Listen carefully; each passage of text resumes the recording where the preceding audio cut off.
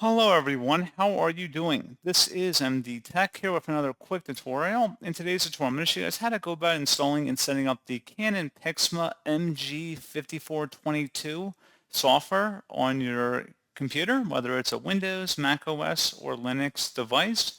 So this should hopefully be a pretty straightforward process here, guys. And without further ado, let's go ahead and jump right into it.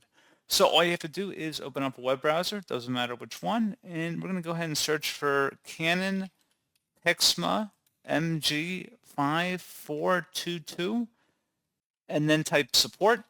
Go ahead and search for that.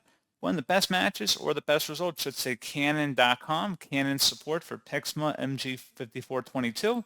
Go ahead and open that up. Again, this is directly on Canon's website here.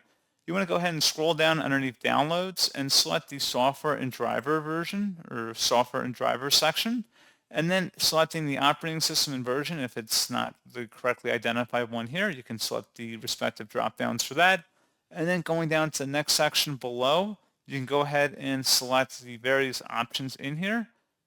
And going down to the next section, you can select where it says My Printer. So you want to select versus version, it looks like 3.3. We're going to go ahead and select that to download it to our computer. Once it's done downloading, we're going to go open up to run it. It should be a verified publisher. Select yes, close out of the web browser, and then select next, and then select your country or region, and then next again, and then next. You want to agree to license terms. You can change destination folder if you want, but we're going to select next here just to continue with the setup.